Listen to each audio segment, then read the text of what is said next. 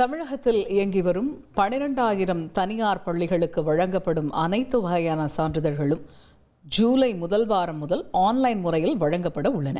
மேலும் இதுகுறித்த விவரங்களை எமது செய்தியாளர் சங்கரன் கூற கேட்போம். 848 தனியார் பள்ளிகளுக்கு தொடர் அங்கீகார ஆணைகள் வழங்கும் நிகழ்ச்சி சென்னையில் நேற்று மாலை நடந்தது. இதில் கலந்து கொண்ட பள்ளிக்கல்வி அமைச்சர் திரு ராஜ்மோகன் அனைத்து பள்ளிகளுக்கும் அந்த தொடர் அங்கீகார ஆணைகளை வழங்கி பேசினார். அப்போது பேசிய அவர், கல்வித்துறையில் இனி புரோக்கர்களுக்கு இடம் கிடையாது அப்படிங்கிறதோடு மட்டும் இல்லாமல் இனி அனைத்து பணிகளுமே பள்ளிகளுக்கு சான்றிதழ் வழங்குவது, பல வகையான ஆணைகள் வழங்குவது என எல்லாமே ஆன்லைன் முறையில் தான் நடக்கும், ஃபிசிக்கலாக எதுவுமே நடக்காது, இங்கே புரோக்கர்களுக்கு இடம் கிடையாது என்று அழுத்தம் திருத்தமாக திரு ராஜ்மோகன் நேற்று தனியார் பள்ளி நிர்வாகிகள் மத்தியில் பேசினார். மேலும் ஜூலை முதல் வாரத்திலிருந்து இந்த ஆன்லைன் ப்ராசஸ் எல்லாம் துவங்கிடும் அப்படிங்கிற ஒரு அறிவிப்பையும் அமைச்சர் வெளியிட்டார்.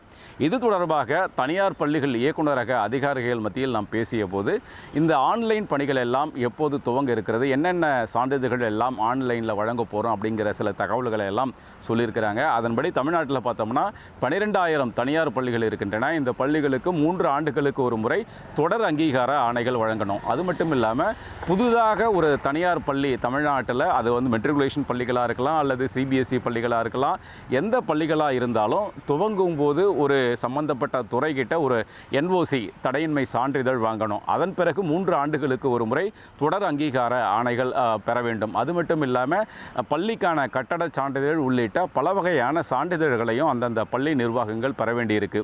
இந்த நிலையில் இந்த சான்றிதழ் பெறக்கூடிய அனைத்து பணிகளுமே ஆன்லைன் முறையில் முழுமையாக ஒரு 100 விழுக்காடு அளவிற்கு ஆன்லைன் மயமாக்கப்படும் என்ற ஒரு தகவல்களை அதிகாரிகள் தெரிவிக்கிறார்கள்.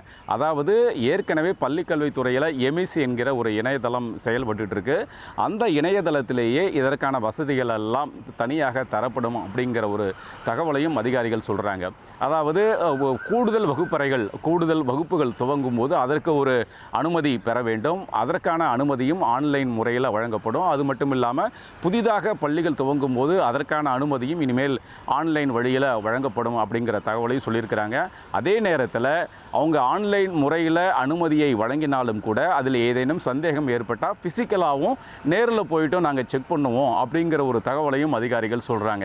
இப்படி தனியார் பள்ளிகளுக்கு முடிந்த வரையில் இந்த ஆன்லைன் வழியிலான சான்றிதழ்கள் அனைத்துமே வழங்குவதற்கு விரைவில் நடவடிக்கை எடுக்கப்பட இருக்கிறது என்றும், இதற்கான வழிகாட்டுதல் நெறிமுறைகள் பள்ளி நிர்வாகிகளுக்கு என்னென்ன தகவல்கள் எல்லாம் சொல்லணும், எப்படி இந்த ஆன்லைனில் விண்ணப்பிக்கணும் அப்படிங்கிற ஒரு முழுமையான ஒரு வழிகாட்டுதல் நெறிமுறைகள் ஜூலை முதல் வாரத்தில் வெளியிடப்படும் அப்படிங்கிற ஒரு தகவலையும் தனியார் பள்ளிகள் இயக்குநரக அதிகாரிகள் தெரிவித்துள்ளனர். 1,31,00,000 மனங்களை வென்ற தந்தை டிவி யூடியூப் சேனல்.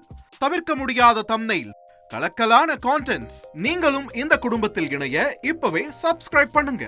அசுரபலம் கொண்ட எங்கள் டிஜிட்டல் கரங்களில் உங்கள் விளம்பரங்களை சேர்க்க வாட்ஸ்அப் பண்ணுங்க. 8939888378. Email advttv@dttv.in.